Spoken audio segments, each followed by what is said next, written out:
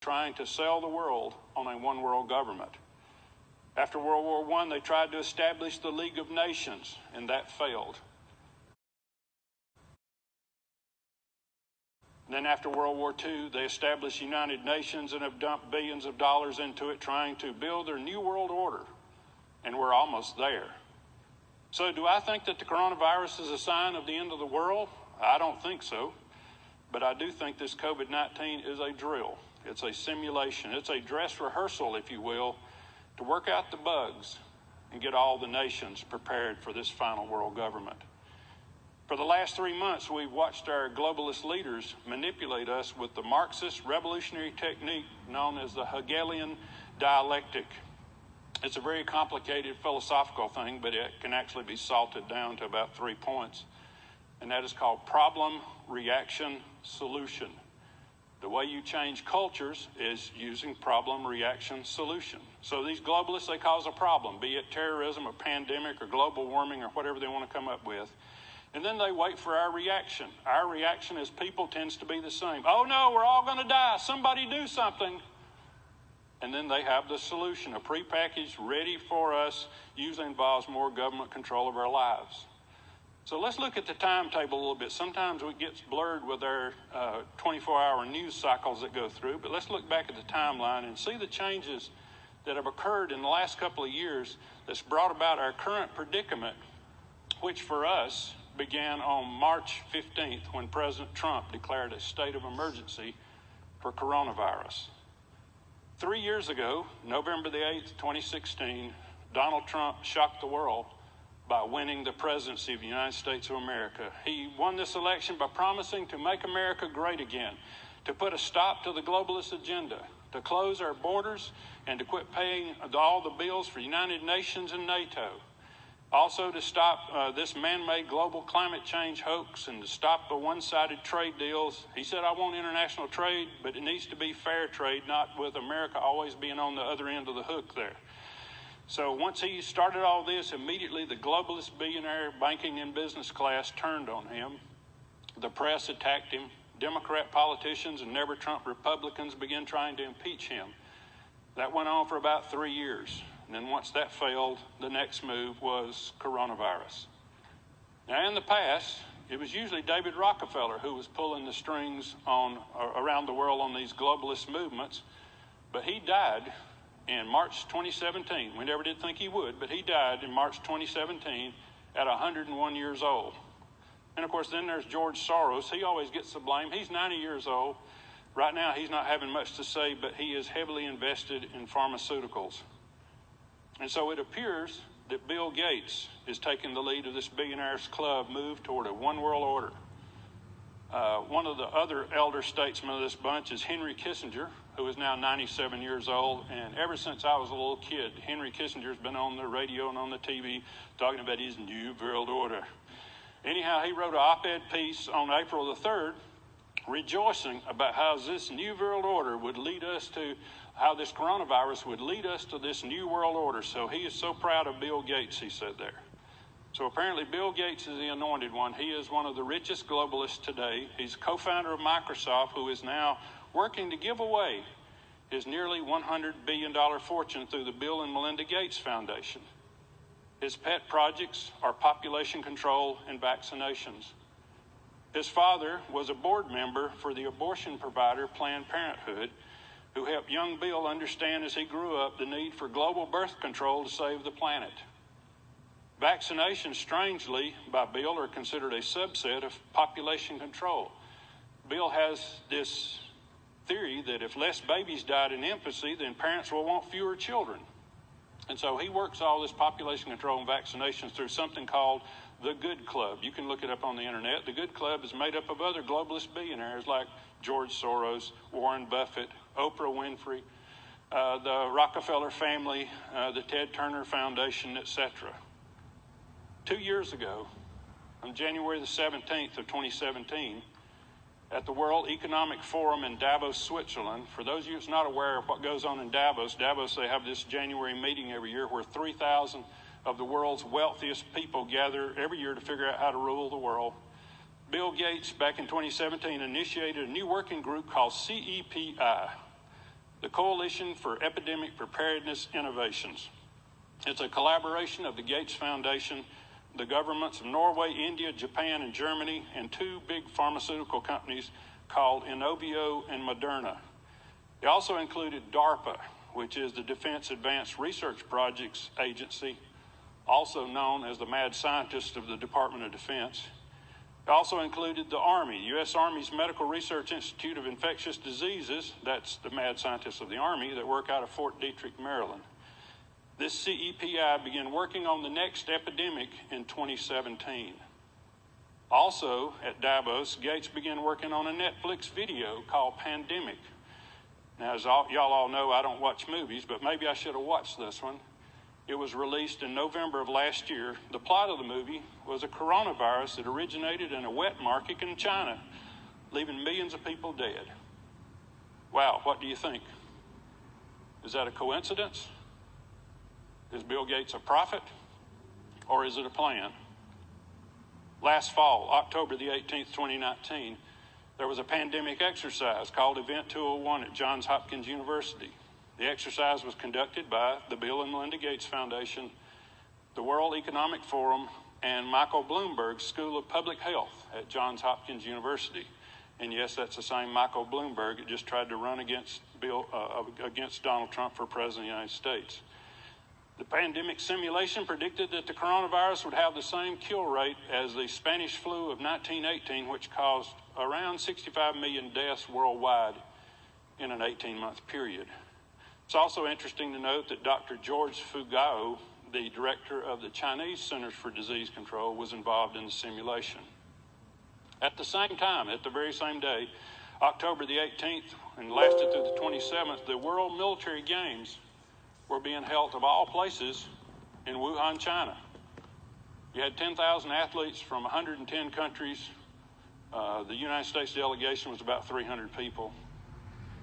2 months later, January the 7th, China reports the coronavirus outbreak in Wuhan.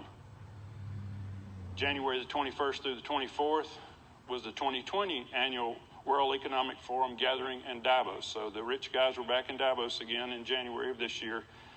And Bill Gates and his CEPI that I just announced, they announced a coronavirus vaccine program with partnerships including Inovio and Moderna and the United States National Institute for Allergy and Infectious Diseases, which is led by none other than Dr. Tony Fauci, who is now the chief medical advisor to President Trump, who you see on TV in these daily briefings that we're getting.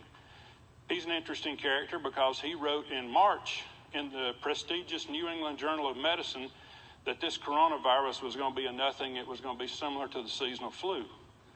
But when he went in front of the television cameras, he told American people this coronavirus is 10 times worse than the seasonal flu, may kill 2 million Americans if we do nothing. It still may kill 200,000 Americans even if we shut down the country and shelter in place. There's no known vaccine, he said, and it's going to take 12 to 18 months to get a vaccine even ready for trials. Of course, the question is where did Dr. Fauci get all those numbers? Where did he get the model of the 2 million people and 200,000 people? Well, it turns out that came out of the University of Washington, the Institute for Health Metrics and Evaluation, which is funded by the Bill and Melinda Gates Foundation. Before the thing was over in Switzerland, we had something going on at the United States Capitol. On January the 24th, the United States House of Representatives began drafting a coronavirus stimulus bill called the CARES Act. Yes, the money that you got this past week and deposited into your account actually started the legislative process on January the 24th, which as Americans, we didn't even know there was such a thing as a coronavirus till March, but somebody knew. So somebody in Congress knew it well enough to know that we were going to need relief, and they started a bill back on January the 24th. By the way, January the 24th is also the same time that the Senate was getting an ultra-secret briefing about this, and our new Senator, Kelly Loeffler, all of a sudden started having some changes made to her investment strategy on Wall Street. January the 30th, the United Nations World Health Organization officially launches a worldwide public health emergency for what they called a novel coronavirus. Even though at that time there was only 150 cases in the world, nevertheless, they knew it was going to be an emergency. By the way, novel means newly discovered, means never seen before, means COVID-19 didn't just come crawling out of the woods. Kind of makes you wonder, where did it come from? January 31st, President Trump orders a travel ban on anyone traveling from China. 4 days later, January the 4th, the Centers for Disease Control decided not to use the World Health Organization's COVID-19 test kits. They didn't think they were good enough, that we had to come up with our own. So CDC made their own test, and they were defective. Had to pull them all off the market. CDC got out some new tests by the end of February, but then there were backlogs taking 1 to 2 weeks for people to find out whether they had it or not. By the way, you may not remember this about my resume, but before the Lord rearranged my life, I was planning on being a doctor. I was a pre-med major at the University of North Georgia College, majored in biology, minored in chemistry. So I went to the CDC website and looked at those test instructions, see what all was involved in doing a coronavirus test. And listen to this. This is a quote from the CDC website. A positive COVID-19 test does not rule out bacterial infections or co-infections with other viruses. Even COVID-19 may not even be the definite cause of the disease. Still, report all positive cases to CDC. Now, in layman terms, what that means is a patient may actually be sick with seasonal flu or pneumonia or PD, something else. Molecule of COVID-19 DNA in their swab of their throat or their nostrils, then you're going to report that to CDC as a positive case. Well, one of the things that does for you is it definitely pumps up the numbers to make sure that everything that happens out there in the medical field is a COVID-19 case. Well, anyway, the next day, February the 5th, Donald Trump was acquitted on the charges of impeachment. So all this time, we've been watching news about this impeachment, and we knew nothing about this COVID-19 thing that was going on out there in the world. So March the 11th, the World Health Organization officially declared the COVID-19 a global pandemic. March the 14th, the Associated Press announced that volunteers in Seattle were given the COVID-19 vaccine. Wait a minute. That was made by Moderna, where we heard that name before, and it was approved by Dr. Fauci's National Institutes of Health. And wait a minute, that's less than 2 months. I thought Dr. Fauci earlier said it takes at least 12 or 18 months to get a vaccine ready for trials. So something's going on there. Anyhow, March 15th, President Trump declares a state of emergency in the United States for COVID-19. And that's when we begin the social distancing, setting 6 feet apart, standing 6 feet apart, no meetings with over 10 people. On March 31st, Bill Gates wrote an op-ed in the Washington Post saying the United States missed the opportunity to get ahead of the coronavirus, so we need to shut down the U.S. economy for at least 10 weeks, which would take us to the end of June. And a week earlier, Bill Gates did a TED Talk interview where he said that once people of the world learn to trust science to solve a pandemic, maybe they'll be ready to trust science to solve climate change. And it kind of makes you wonder, where are we going with this thing? And so now we've moved on in our television narrative. Now the narrative is whodunit. Where did this COVID-19 originate? Chinese leaders are saying that the United States military who attended the World Games in Wuhan released it as a bioweapon against China. American leaders are calling it the Wuhan virus and saying that the Chinese released it out of their virology lab in Wuhan in order to affect the world. The truth is probably up in there somewhere. But the trouble is, it's classified. And we will not know the truth for 40 years until it's declassified. And at that point, I will not care. Bottom line, this novel coronavirus, COVID-19, is a manufactured crisis designed to deceive people to accept a radically different world than you and I are used to living in. Now, don't get me wrong. Don't go out of here and misquote me. I'm not saying that people don't get sick with coronavirus. I'm not saying that they don't even die with it. The only thing I'm saying is, according to the Centers for Disease Control, who keep up with all these diseases, in an average year in the United States, there are 39 million cases of flu. 39, that's 10%. 39 million cases of flu. And between 30 and 60,000 people die. And And I've been living on this planet for 63 years now, and we have never shut down the U.S. economy over that big of a threat and that many deaths. But here we are, for some reason, the powers that be have chosen to shut down America over COVID-19, which we've already said they're cooking the books on it. But right now, they've only got 70,000 cases against 39 million cases every year between flu and COVID. And also today, they've got it jacked up to 35,000 deaths, but still that's considered a low flu year. So once again, why did we shut down the economy? I believe we are being deceived and manipulated. And the question is why are we being deceived and where are we going with this? Well, according to the prophet Daniel and the apostle Paul, the mystery of iniquity is already at work.